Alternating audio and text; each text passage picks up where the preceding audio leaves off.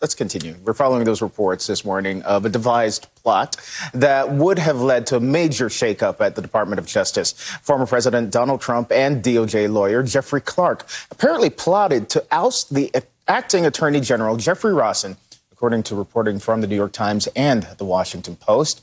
The plan would see Rossen replaced by Clark, who would then use the DOJ's powers to pressure Georgia state lawmakers into overturning its own election results in further pursuit of those baseless claims of election fraud.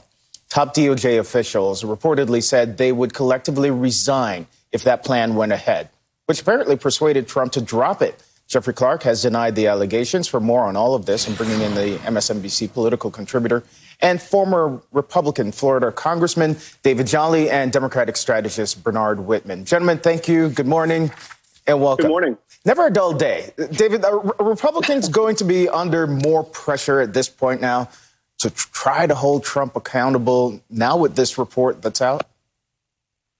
Yeah, look, I think more evidence could still come out, and there's no surprise in this story, right? We kind of knew that Donald Trump was doing this. He was trying to do this in plain sight. We're just getting one more piece of evidence that the House managers in the impeachment trial will certainly use to make their case.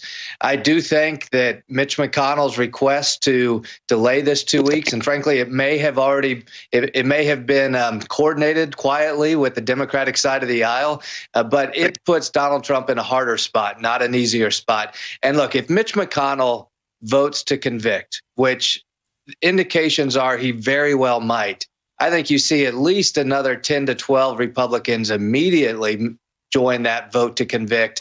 And you get pretty close to an actual conviction for the first time of a president of the United States. Wow, it's interesting that you say that. Bernard, in the meantime, the House is set to deliver an impeachment article come Monday. Just a quick look at the timeline right now. The trial could actually start on February 9th, but more Republicans are expressing confidence that Trump might actually be acquitted, despite what David said just there. But we have several weeks ahead, and as David mentioned, a lot could come out. What does this news, though, about the DOJ do for Trump's impeachment, in your opinion? Bernard. Unity, ability, and action. I believe the three watchwords for this administration are unity, accountability, and action. We must hold the president accountable for the crimes that he is alleged to commit against American people. Quite frankly, if we do not have accountability with unity, that's an invitation to lawlessness and an abrogation of responsibility. If we don't have unity without action, it's an invitation to abandon the plight of our fellow man. We must actually seek to convict and ultimately bar Donald Trump from serving in office. I think, frankly, we're not only doing a favor to the democracy of America and to the American society, but doing a favor to the Republican Party. The quicker the Republican Party can get Donald Trump behind them, frankly, the better off they are. If they want to continue to debate and discuss and live with this monster for another 4 years, I think that's going to spell tremendous difficulty for the party to coalesce and move forward, which I think is actually good for democracy. We need a two-party system, and to have Donald Trump remain in the shadow of the Republican Party for the next 4 years is going to be an invitation to disaster. And apparently that's along the lines of what McConnell is saying behind the scenes. But let's talk about the unity part that you brought up there with David, because President Biden's efforts for bipartisanship is already proving to be more of a challenge, with McConnell trying to fight the filibuster and other Republicans like House Minority Leader Kevin McCarthy, who's still trying to cling to support for Trump. He contradicted himself, actually, from earlier in the week about Trump's role in the Capitol Hill insurrection. Take a listen. The president bears responsibility for Wednesday's attack on Congress by mob rioters. He should have immediately denounced the mob when he saw what was unfolding. McConnell has said that former President Trump and other important people provoked those folks to come to the Capitol. Do you believe that former President Trump provoked?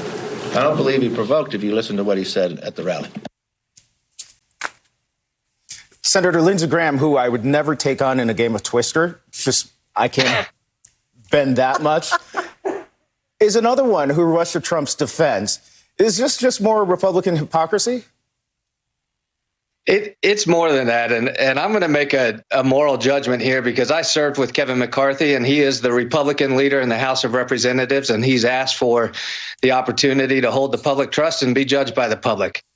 That was a despicable moment by Kevin McCarthy. Let's not mince words. I served with Kevin. He's a raw political animal.